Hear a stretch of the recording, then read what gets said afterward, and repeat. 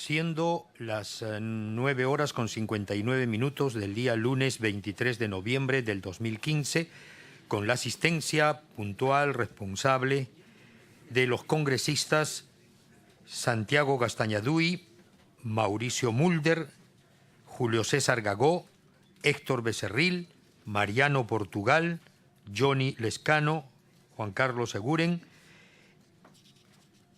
y Gustavo Rondón.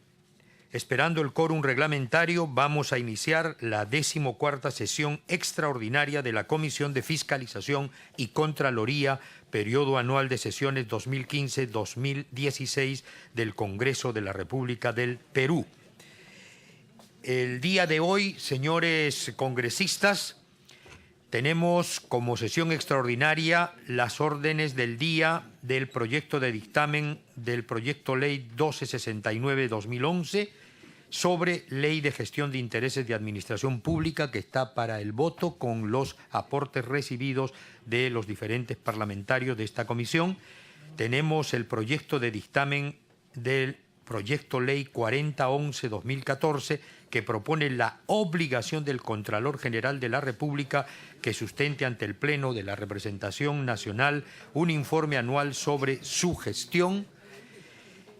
Y tenemos como el tercer punto sobre la investigación de actos ilícitos, posible comisión de actos ilícitos en los que podría haber incurrido la señora Nadine Heredia Alarcón y otras personas vinculadas derivadas del contenido de las agendas. Invitado el señor ex jefe de la Oficina Nacional de Gobierno Electrónico e Informática, señor Ronald Juan Barrientos Deza, y el tema segundo con relación a esta investigación, acuerdos para el uso de prerrogativas previstas en el artículo 88 del reglamento del Congreso de la República, en requerimiento de un oficio de la Superintendencia de Bancas, Seguros y AFPs en observancia a normas legales a fin de proceder a canalizar al sistema financiero órdenes y prerrogativas de nuestro artículo 88 del reglamento del Congreso de la República. Vamos dando la bienvenida también al congresista Yehude Simons. Vamos a iniciar esta 14ª sesión extraordinaria de nuestra Comisión de Fiscalización. Esperando el quórum reglamentario, nos queda solo un parlamentario. Les voy a pedir que necesitamos, para dar respuesta al oficio de la Superintendencia de Banca y Seguros, tomar un acuerdo con el quórum respectivo. Entre tanto, ya que nos falta un congresista para este quórum, vamos a proceder a presentar el proyecto de ley 4011, que propone la obligación de que el Contralor de la República sustente ante el Pleno de la Representación Nacional un informe sobre su gestión. Bien, vamos a dar lectura a este proyecto ley y suspenderemos la misma una vez que tengamos el quórum respectivo. Sí, aquí está el oficio de la Superintendencia, a ver si se lo pueden acercar al congresista Mulder. Ya tenemos el quórum, creo, respectivo. 3, 6, 7, 8, 9. Ya tenemos el quórum respectivo. En todo caso, en merced al oficio que nos ha llegado de la Superintendencia, podríamos pasar a... les quiero solicitar, señores congresistas, para lograr los acuerdos importantes solicitados ya a la Unidad de Inteligencia Financiera en materia de la investigación que ya se viene desenvolviendo en nuestra comisión y en aplicación del artículo 88 del reglamento del Congreso, pido a ustedes mención de las personas que vamos a solicitar lo requerido por la Unidad de Inteligencia Financiera, pasar a una sesión reservada para que podamos dar los motivos y la votación respectiva. Así que vamos a recesar y vamos a indicar el pase a la sesión reservada. Muchas gracias.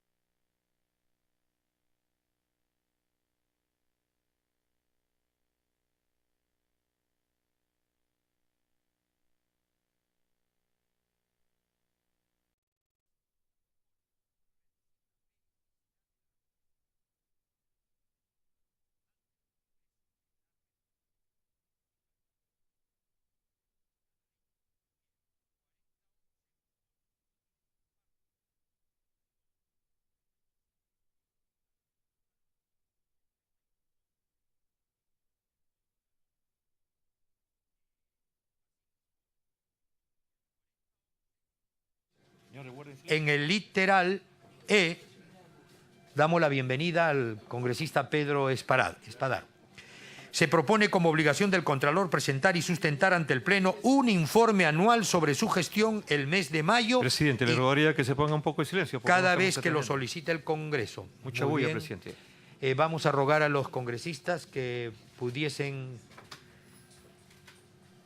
guardar un poco de silencio. Agregar como falta grave del Contralor General no cumplir con la obligación del literal E del numeral 32.2 y establecer en el artículo 11 de la Ley de Control Interno de las Entidades del Estado que la evaluación efectuada sobre el control interno en las entidades del Estado, incluida en el informe anual de la Contraloría al Congreso, se realiza conforme a literal E.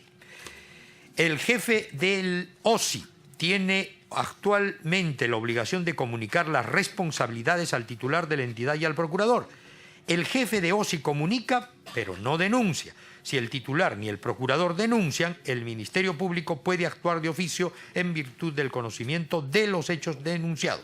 Se considera pertinente esta modificación para prevenir la inacción de los titulares de las entidades que podrían evitar denunciar a personal de su confianza. Según el artículo 24 de la Ley 27.785, los informes de control emitidos por los OSI de las entidades constituyen actos de la administración interna de los órganos conformantes del sistema y pueden ser revisados de oficio por la Contraloría General. Según el numeral 6.4 del literal A de la Resolución de Contraloría 274-2014, el OSI remite el informe de control con inmediatez a la Contraloría. Si la Contraloría recibe todos los informes de control, en todo caso no es pertinente esta modificación. Modificación del artículo 11. La práctica ha demostrado que los titulares de entidades públicas no cumplen con accionar inmediatamente después de conocidas las responsabilidades penales. Se considera pertinente establecer un plazo máximo de 15 días hábiles después de conocidas las irregularidades para que el titular accione. En el artículo 19 del predictamen existe una lenta transferencia de las plazas y presupuestos de los OSI a la Contraloría, dispuesta por la Ley 29.555, ley que implementa la incorporación progresiva de las plazas y presupuesto de los órganos de control de la Contraloría. La razón del legislador para esta norma fue dejar un margen para imprevistos a la Contraloría mientras se consolida la autonomía del sistema, cubriendo plazas con personal capacitado en la Escuela Nacional de Control y en la experiencia en el sistema. Esta necesidad persiste, pero es necesario expresar en forma completa la razón de ser de la norma. Que el jefe de OSI sea profesional especializado y con experiencia en auditoría gubernamental. Modificación del artículo 32. Las obligaciones del párrafo 32.2 dispuesto no tienen esa condición porque no imponen al Contralor General realizar o abstenerse de una conducta excepto la presentación del informe anual de gestión ante el Congreso de la República. En nuestra legislación interna, Defensoría del Pueblo, como en la legislación comparada Chile, la presentación de informes de órganos constitucionalmente autónomos son regulados autónomamente en atención a que no solo constituye un derecho, sino también una obligación. Es pertinente regular en artículo aparte la presentación del informe de gestión del Contralor General. Artículo 32A. Está normado que el Contralor General y el Defensor del Pueblo presentan informe ante el Congreso de la República. El defensor se presenta ante el Pleno, pero el Contralor ante la Comisión de Fiscalización y Contraloría al iniciar el periodo anual de sesiones. El artículo 27 señala que el Contralor goza de los mismos derechos y prerrogativas y preeminencias propias de un ministro de Estado. Es pertinente que el Contralor se presente ante el Pleno porque posibilitaría un debate amplio. En el artículo 32A, informe de gestión del Contralor General ante el Pleno. No han existido inconvenientes con la fecha de presentación del Contralor ante la Comisión de Fiscalización y Contraloría en septiembre. Por la importancia y amplitud del informe y para que su debate sea eficaz, se ha previsto el envío del informe a la Presidencia del Congreso la primera semana de septiembre y presentación durante ese mes. Se requiere superar deficiencias o desfases de nuestro ordenamiento jurídico que favorezcan la comisión de irregularidades y se evidencian en el desarrollo de auditorías. Es pertinente facultar al Contralor informar trimestralmente al presidente del Congreso sobre estos vacíos y que este informe se publique en el portal del Congreso. Incorporar para ello el literal O. Permitirá esto presentar iniciativas legislativas para prevenir actos irregulares tanto en el sector público como en el privado. Sobre incorporación de dos literales al artículo 32, se requiere facilitar una transferencia de cargo más eficiente y eficaz, así como un conocimiento actualizado por parte del Congreso de la República de la gestión del Sistema Nacional de Control hasta el momento en que se produce el cambio del jefe del Sistema Nacional de Control. Es pertinente incorporar en el artículo 32 la facultad, inciso P, presentar un informe de rendición de cuentas sobre su gestión a su sucesor designado por el Congreso de la República con copia al Congreso de la República. Modificación del artículo 31, siendo una obligación del Contralor presentar informe y dada la importancia de este, es pertinente establecer como falta grave no presentar el informe. Queda a salvo la responsabilidad del Contralor con la remisión del informe si por situaciones atribuibles al Congreso no pudiese sustentarlo a su pleno. Disposición complementaria modificatoria. El artículo 11 de la Ley de Control Interno de las entidades del Estado establece que la Contraloría incluye los resultados de la evaluación del control interno existente en las entidades del Estado en el informe de gestión que presenta el Congreso. Resulta pertinente que la Comisión de Fiscalización y Contraloría reciba un informe semestral sobre las acciones recomendadas e implementadas al respecto por la Contraloría.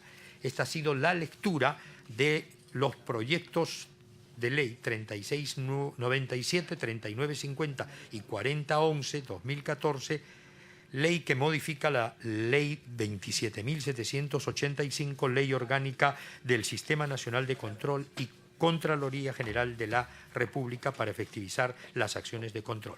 Es cuanto presento a ustedes. Congresistas tienen la palabra. Congresista Mauricio Mulder y congresista Segundo Tapia. Congresista Castañeda. He tratado de seguir la lectura que usted estaba haciendo, pero no he encontrado ese documento. No es... Usted no ha leído el dictamen, sino creo que un PowerPoint que contiene puntos que no los he encontrado en el texto. Entonces, me parece que ahí se ha generado una cierta confusión. Dos puntos, presidente. Primero, me gustaría saber quiénes son los autores de los proyectos, porque aquí solo se señala el número, pero no se sabe quiénes son los autores. No sabemos si alguno viene de la Contraloría, del Poder Ejecutivo, de los congresistas. Es importante eso, presidente. Y en segundo lugar, solamente como una apostilla antes de profundizar este debate, escuché que en alguna parte usted señala que el Contralor General de la República es igual que un ministro de Estado. Pero no es verdad, presidente, porque al Contralor General de la República no lo podemos interpelar, tampoco lo podemos censurar, ni puede hacer cuestión de confianza ante el Pleno del Congreso. Por eso es que no habla ante el Pleno del Congreso, por eso es que él se dirige a la Comisión de Fiscalización. Entonces tendríamos que hacer una modificación constitucional, presidente, para darle rango de ministro de Estado con las prerrogativas políticas, yo no sé, de carácter administrativo, funcional, incluso creo que él gana más que un ministro de Estado. O sea, administrativamente el Contralor está por encima de los ministros, porque los ministros ganan 30.000, el Contralor creo que gana 38.000 o 40.000. El superintendente también y varios, ¿no? Pero funcionalmente hablando, presidente, el Contralor no puede comparecer ante el Pleno, porque no hay justamente esa facultad. Así que ahí veo una primera objeción que no está, digamos, suficientemente sustentada.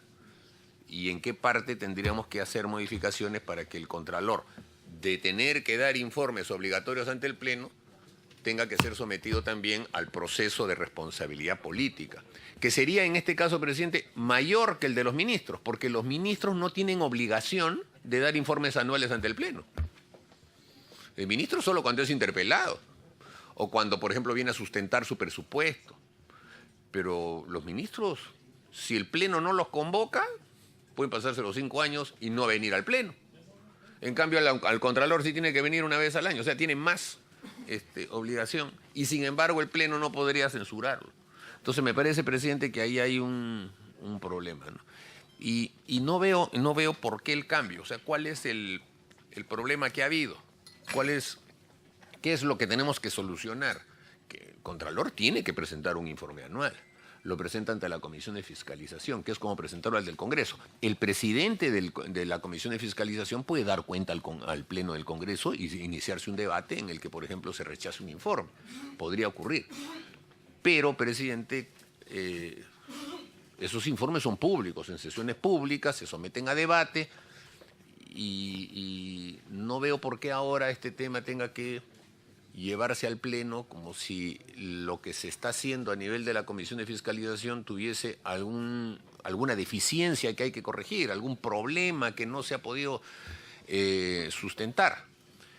Y en segundo lugar, presidente, en tercer lugar, usted hace una apostilla con relación a este agregado que se hace de presentar un informe de rendición de cuentas sobre su gestión a su sucesor. A mí me parece, presidente, que esto es una verdad de perogrullo. ¿Cómo no va a tener que rendir? O sea, toda persona que deja un cargo tiene que rendir cuenta al que le sigue, si no está incurriendo justamente en responsabilidad. Y tiene que haber un corte de carácter administrativo, presupuestal, político, actas que se firman, distintas cosas. Entonces, a mí me parece que esto es una verdad de perogrullo. Salvo que, como se viene argumentando, se diga que, siendo ese un requisito sustantivo, mientras el Congreso no designe al sucesor, entonces no se puede cumplir con este inciso P del artículo 32 y entonces la persona se mantiene en el cargo. Me parece, presidente, que ahí tendríamos que ser bastante sustantivos en esa aclaración. Por ahora, presidente. Muchas gracias, congresista Mauricio Mulder. Congresista Segundo Tapia. No. Damos la bienvenida al congresista Carlos Tubino. Gracias por estar aquí presente. Congresista Santiago Castañaduy. Muchas gracias, presidente. Presidente, un poco ya algunos temas de fondo, ¿no? Sobre estos informes, ¿no? Que tiene que presentar el Contralor General de la República, ¿no? Como los informes trimestrales y el informe final de rendición de cuentas que tiene que entregar a su sucesor. Presidente, yo creo que por un tema de técnica legislativa no debería estar en el artículo 32 cuando habla de las facultades. Yo creo, presidente, más que una facultad, más que una atribución, es un deber. Porque si le ponemos como facultades, ahí de repente podría entrarse a una decisión si está obligado o no. En cambio, si lo ponemos como un deber, queda más claro que en caso de incumplimiento eso le puede ocasionar responsabilidad. Presidente, en la administración hay un principio que se llama el principio de legalidad, que más o menos reza en la cual el funcionario solo puede hacer lo que la norma, léase el ordenamiento jurídico, le permite. Es decir, para que las facultades, los deberes, las obligaciones, las responsabilidades puedan ser atribuidas a los funcionarios, tiene que estar claramente establecida, porque si no, ellos no lo pueden hacer, ¿no? Por este principio, presidente, de legalidad, que es una garantía también a favor del ciudadano. ¿Por qué? Porque la limitación del actuar del funcionario es una garantía al ejercicio de los derechos fundamentales de las personas, porque si no le ponemos límites al actuar del funcionario, podría afectar derechos fundamentales. Por eso, presidente, habría que establecer claramente en el artículo 32 que no se refiere a una facultad, sino a un deber, primero al presentar informes trimestrales al Congreso, y el segundo, el tema de rendición de cuentas. Ahora, es cierto que el Contralor debería informar a esta comisión y no al Pleno, ¿no? Porque para que el Contralor pueda informar al Pleno, creo que debería estar establecido en la Constitución. Y ahí, revisando un poco la Constitución, el único funcionario que pertenece a un órgano constitucional autónomo que sí está en la obligación de informar al Pleno y al Congreso es el caso del Defensor del Pueblo, porque así lo establece la Constitución. Pero en el caso del Contralor no hemos encontrado una obligación en ese sentido que informe al Pleno del Congreso. En todo caso, debería ser a la propia Comisión de Fiscalización y Contraloría General de la República. Gracias, presidente. Gracias, congresista Santiago Gastañadui. Congresista Tapia. Sí, presidente. Bueno, aquí está bien el texto sustitutorio, pero hay algo, aprovechando este momento, presidente, hay algo que, por ejemplo, se han hecho compras, adquisiciones, o también, digamos, cuando se convocan a licitaciones vía organismos internacionales, por ejemplo, tipo UNOPS, OMI, etcétera. Entonces, la Contraloría no puede intervenir en este tipo digamos, de eventos, ¿no? Entonces, sería importante que se pueda agregar una disposición complementaria para que puedan, el Contralor de la República per se pueda intervenir de oficio ante este tipo de, digamos, convocatorias que se hacen vía organismos internacionales, tipo UNOPS, tipo sí, congresista Mulder. Interrupción, congresista Mauricio Mulder. Presidente, el Contralor no puede intervenir porque estos organismos tienen protección diplomática. Entonces, son tratados que no se pueden modificar. Lo único que cabe, presidente, es actuar un proyecto que ya está hace tiempo en discusión también, por el cual el Estado no puede contratar a través de estos organismos internacionales, tan sencillo como eso. Entonces ya con eso se impediría que haya entidades que se protegen con la inmunidad diplomática. Pero claro, se generaría, conforme se ha dicho también, y quienes tienen el manejo de ministerios y de entidades que hacen contrataciones de esta índole, un cuello de botella a través de la OCE que impediría que las obras se realicen. Entonces, esa es una discusión bastante antigua que hay, presidente, por ese tema, ¿no? Gracias, congresista Mulder. Segunda interrupción, congresista Santiago Gastañadui. Presidente, la semana pasada ha sido publicada en el Diario Oficial Peruano una norma que regula justamente el tema de la participación del UNOPS y todos los mecanismos de control. Yo creo que ya ese tema ya estaría superado con esa norma que ha sido aprobada por este Congreso. Gracias, congresista Tapia. Gracias, presidente. Congresista Tapia. Sí, gracias, presidente.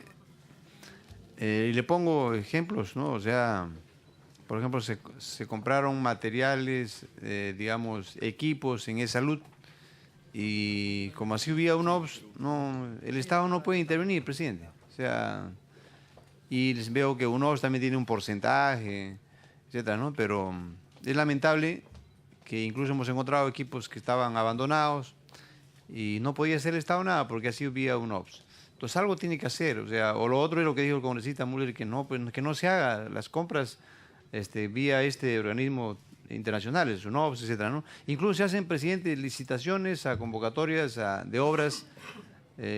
Por ejemplo, el Hospital Lorena del Cusco también estaban haciendo vía ese tipo de instituciones UNOPS. Digamos, obras de agua y desagüe, muchas de ellas abandonadas. También, o sea, están metidas, por ejemplo, ahí bajo el convenio JICA.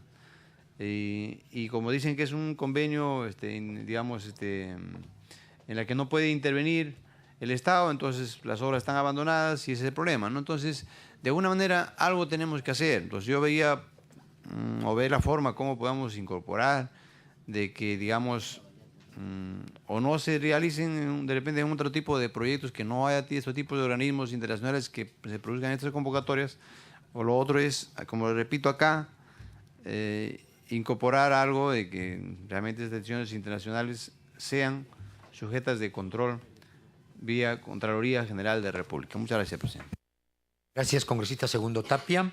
Los proyectos, el 3697 es de autoría de la congresista Natalie Condori, el 3950 de la congresista Rosa Mavila y el proyecto 4011 de la congresista Doris Oceda Soto, lo que solicitaba el congresista Mauricio Mulder. Son las tres autoras. Bien, ¿alguna otra participación? La congresista Ana Jara. Gracias, presidente.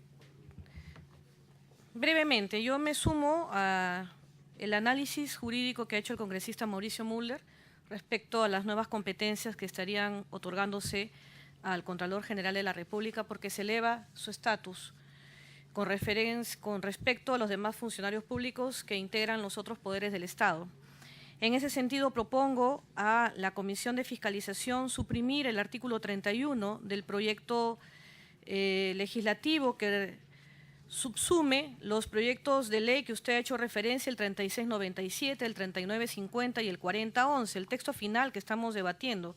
Artículo 31, me parece que no corresponde integrar a la nueva normativa este artículo, porque estaríamos convalidando la obligatoriedad del Contralor General de la República de presentar un informe ante el Pleno del Congreso, porque en su inciso D, que es la modificación de la norma actual, señala que constituye una falta grave del Contralor General no presentar el informe señalado en el artículo 32A.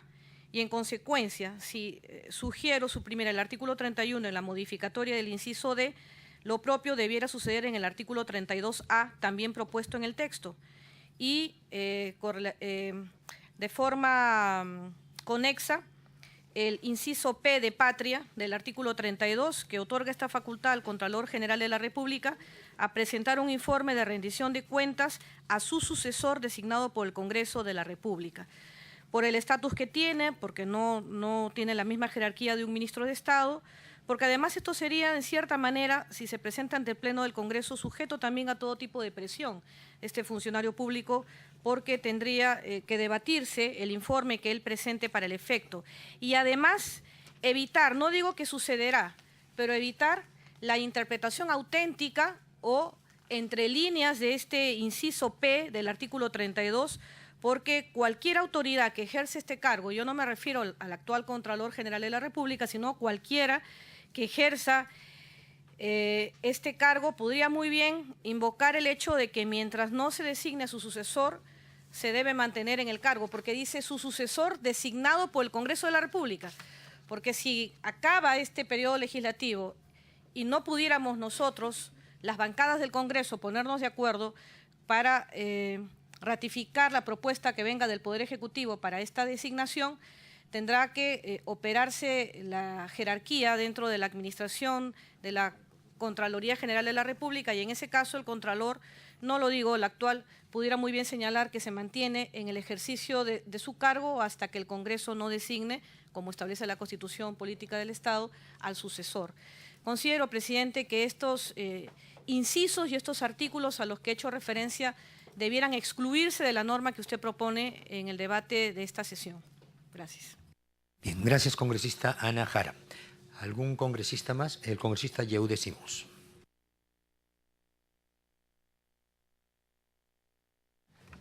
Sí, presidente. Estos son proyectos de ley bastante cuestionables en este momento porque estamos justo en un proceso electoral y hacer reformas en este momento no creo que sean las más adecuadas. Hay algunas contradicciones. Como dice el congresista Mauricio Mulder, habría que cambiar incluso la Constitución, habría que modificar la Constitución y eso ya no alcanza. Entonces yo le planteo lo siguiente, presidente. Primero, que sean invitados los 3 congresistas o 2 congresistas que han presentado su proyecto para que lo puedan justificar. Lo segundo, invitar al propio Contralor General de la República, creo que al Ministerio Público e incluso a la PCM para que puedan darnos un informe de lo que ellos creen, porque aquí hay contradicciones. Y en función a eso, dejar que el próximo Congreso, ya con lo avanzado que tengamos, pueda tomar decisiones, porque se puede ser muy subjetivo con respecto a estos proyectos, presidente, y creo que no es lo que más conviene en estos momentos con tantas dificultades en el país. Gracias, congresista Yehude Simons. ¿Algún otro congresista? Bien, en todo caso, creo que sí es pertinente el acoger todos estos aportes de los congresistas y también la sugerencia del congresista Yehude Simons para profundizar con los proponentes también y podamos dar de repente un nuevo texto sustitutorio. Creo que sí es importante la posición de cada uno de ustedes. De lo que se trata indudablemente es de tratar de, valga la redundancia, de que los órganos de control interno cada vez sean más directos en cuestión de estar más atentos, inclusive preventivamente, a mucho de lo que es la lucha anticorrupción. Claro, tal vez el deseo de subir al Pleno sea para hacer participar más ya al Pleno en sí del Congreso, pero como bien dicen, probablemente hay algunos escollos de carácter constitucional y creo que también es importante el hecho de el escuchar a los proponentes y tener un mejor campo de visión. Bien, entonces dejamos allí esta discusión y vamos indudablemente a coger todas las propuestas que hoy se han vertido. Para el siguiente tema, yo quería aprovechar del quórum respectivo que tenemos para simplemente remarcar, ojalá, la aprobación del proyecto ley 1268 sobre observaciones a este proyecto de dictamen. Hubo del congresista Portugal, se aclare la diferencia de la gestión de intereses con la de representación. Estoy refiriéndome al primer punto de la agenda de hoy, que era ley de gestión de intereses en la administración pública. El congresista también Eguren, que señaló que la propuesta que haría cada día tenga que llenarse formularios y credenciales para realizar la gestión de intereses. El artículo 2 del proyecto de dictamen está relacionada con el comentario. En el caso del gestor de intereses propios, antes de iniciar una gestión, debe presentar una declaración jurada. Esta declaración se presenta una sola vez y vale para toda la gestión, hasta culminarla. En el caso del gestor de intereses de terceros, como se trata de una actividad habitual, se inscribe en la SUNARP y luego desarrolla diversas gestiones de intereses por un plazo de 5 años y hay prórroga automáticamente. En consecuencia, los gestores no tendrían que llenar innumerables formularios. El congresista Becerril, al respecto de este proyecto de ley 1268, señalaba su desacuerdo con la tipificación como delito del ejercicio ilegal de la actividad de gestión de intereses, indicando que la falta de inscripción no puede configurar un delito. Al respecto, hay que considerar que hay un interés público en la exclusividad del ejercicio de esta actividad por un grupo específico de personas. De lo contrario, se genera informalidad y con ello desigualdad en el trato de los poderes de gobierno a las demandas de los ciudadanos, falta de transparencia y probable corrupción. Para guardar una perfecta concordancia con el delito del ejercicio ilegal de la profesión, se propone la pena de entre 2 a 4 años. La congresista Saavedra solicitó se indique qué entidad aplicará las sanciones y cuál es el monto de la multa.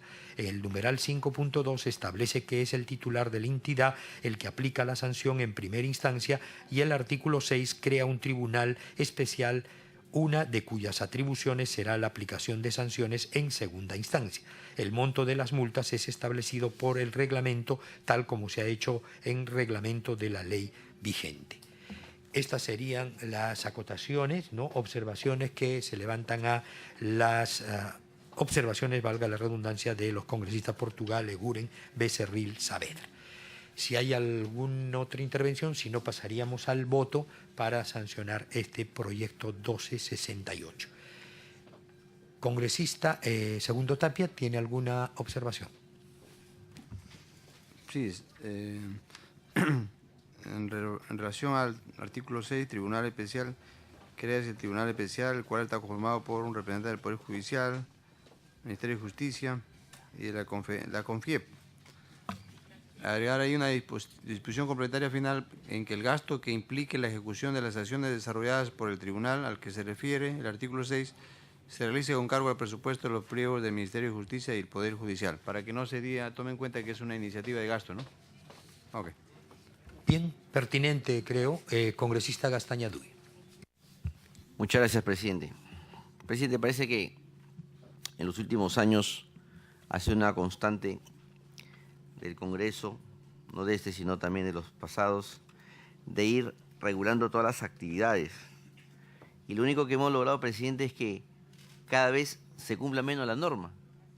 En el país, presidente, se prohíbe todo y al final se incumple todo también. Entonces, presidente, hemos revisado someramente, porque yo recién me he incorporado a esta comisión como secretario, y veo que la norma es demasiado engorrosa, demasiado burocrática, establecen penas, sanciones, hasta por cualquier cosa, ¿no? Y aquí, presidente, yo también quiero hablar por los abogados, porque soy abogado de profesión, pero los que realizamos mayor gestión de intereses somos los abogados. Entonces, presidente, con esta norma es una camisa de fuerza, presidente, que realmente lo único que va a hacer es que se incumpla sistemáticamente. Uno de los problemas, presidente, de nuestro derecho, de nuestra legislación, es que son normas muy restrictiva, pero cuya aplicación es muy laxa, cuando debería ser lo contrario, ¿no? Normas más o menos amplias, pero de aplicación restrictiva, ¿no? Entonces, presidente, yo creo que tal como está diseñada la norma, lo único que va a hacer es burocratizar más, generar más engorroso todo este tema de la gestión de intereses y al final que esta norma se incumpla, ¿no? Y además, con el tema penal, no me queda muy claro, ¿no? sobre la figura que se estaría modificando el Código Penal, presidente. Yo, presidente, pido una cuestión previa para que esto regrese a la comisión técnica y que puedan participar también nuestros asesores para tener un texto mejor y sobre todo pensando, presidente, que el objeto de la norma es que se cumpla, ¿no? Que se generen los incentivos. Yo siempre he sido contrario que se pongan los incentivos negativos, sino generar incentivos positivos porque hacen que uno cumpla la norma de manera voluntaria, presidente. Muchas gracias, presidente. Muchas gracias, congresista Santiago Gastanyadui. Importantes también aportaciones. Quiero decirle que esta ley ya modifica una que está, no regula el ejercicio de la profesión de abogado, no está exento.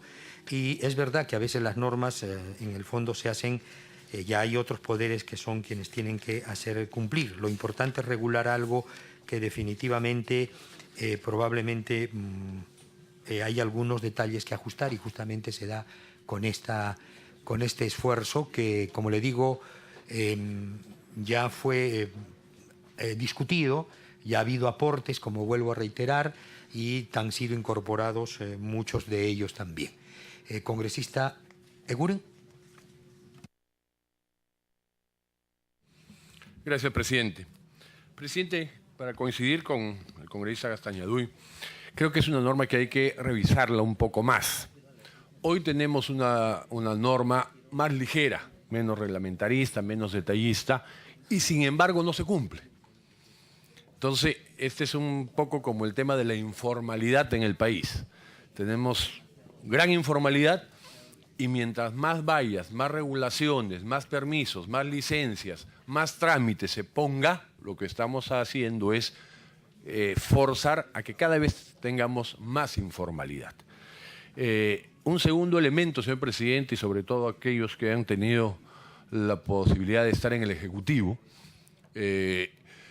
saben que los funcionarios públicos hoy tienen mucho temor de atender, de revisar, porque por quítame estas pajas terminan denunciados, ¿no? En esa cultura que tenemos de la duda, de la presunción de que todos son culpables.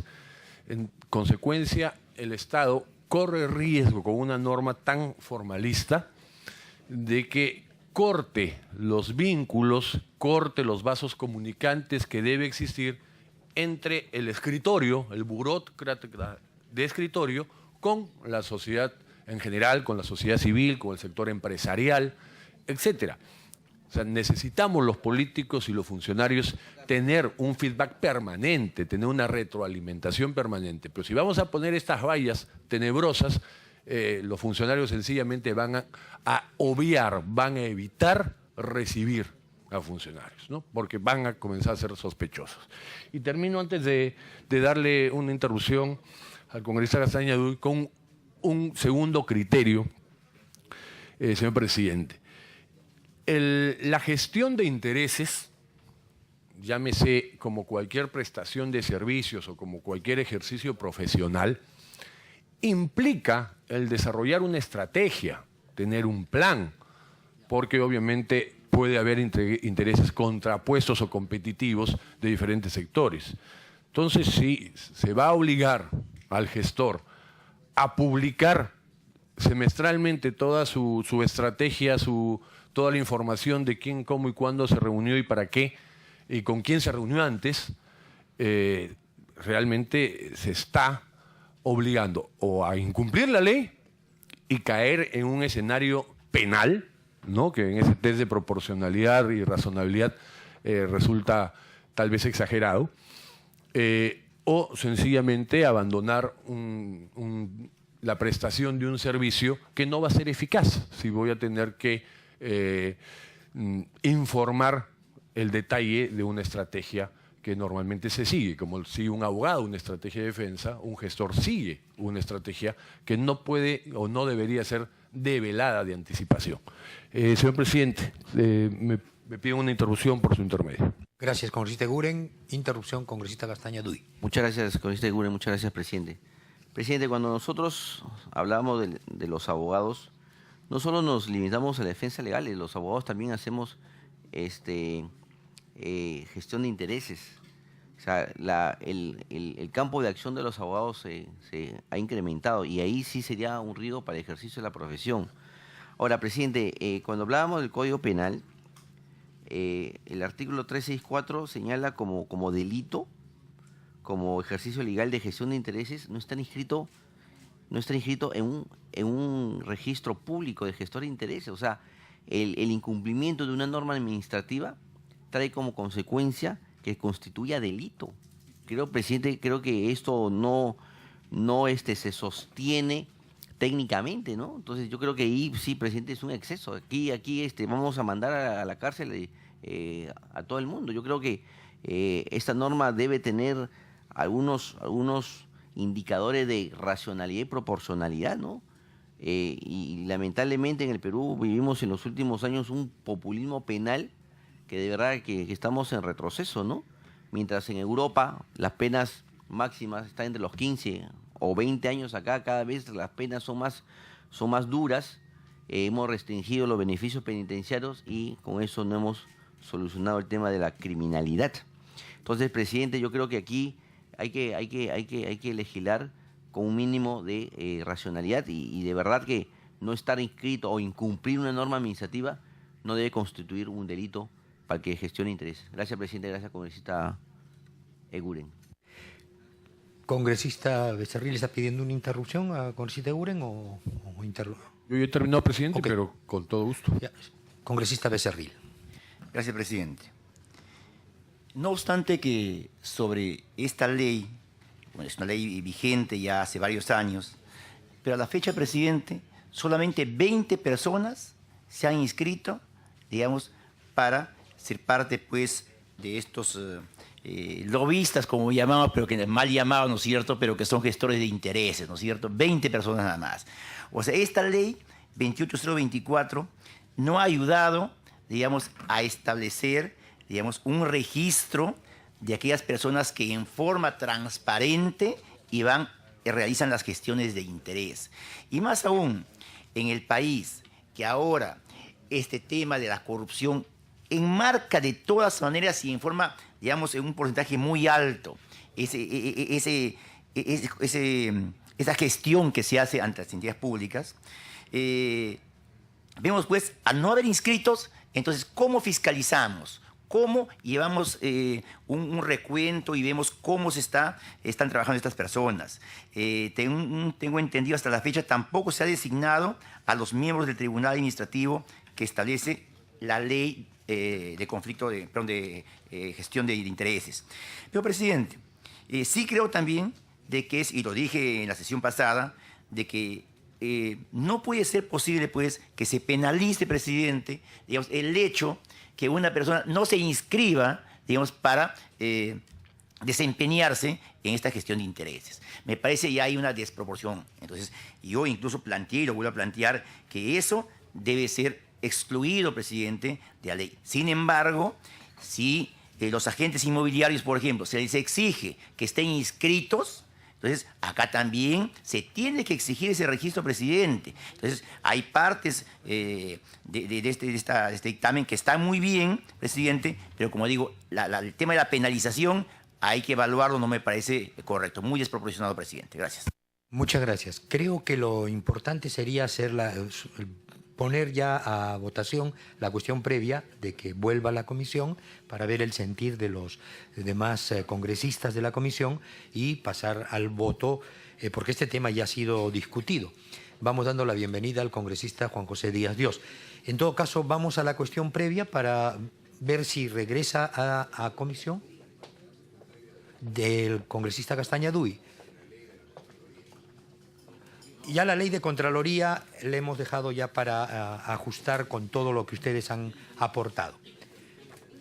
Sí, planteó cuestión previa para que regrese a la comisión y, bueno, se siga ajustando un poco más. Porque lo que es verdad también es, esta ley ya, como decía Sócrates, definiréis y no pelearéis, hay ya algunas definiciones, ¿no? O sea, gestor de intereses propios, gestor de intereses de terceros, gestor profesional.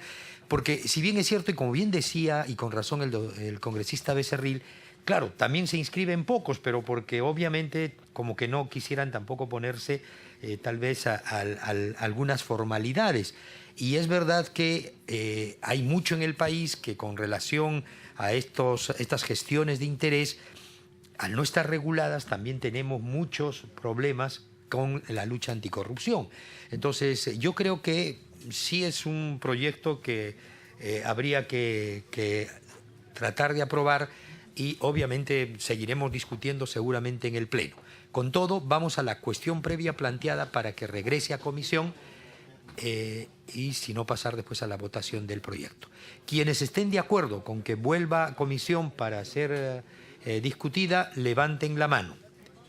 Congresista Castañaduy, congresista Nájara, congresista Espadaro, congresista Tapia, congresista Tubino, congresista Mulder, congresista Becerril, congresista Juan José Díaz Dios, también congresista Yehude Decimos, y congresista Egure, y congresista Canches. Muy bien, regresa a la comisión para que en todo caso ajustemos.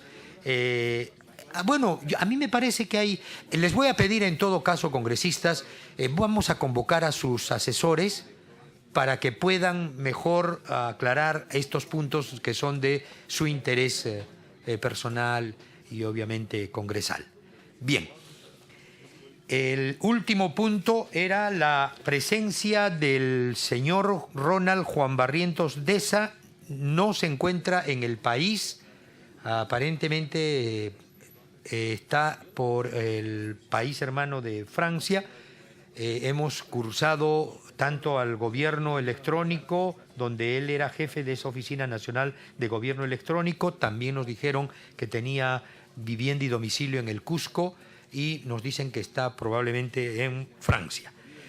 Señores congresistas, pido autorización para ejecutar los acuerdos tomados en la presente sesión sin esperar trámite de la aprobación del acta. La dispensa ha sido aprobada. Agradeciendo la presencia del congresista Canches, Castañaduy, Jara, Eguren, Simón, Mulder, Becerril, Díaz Dios, Tubino, Tapia y Espadaro, eternamente agradecidos por su responsabilidad. Siendo las 11 horas con 25 minutos, se levanta la sesión extraordinaria 14ª de la Comisión de Contraloría y Fiscalización del Congreso de la República. Muchas gracias.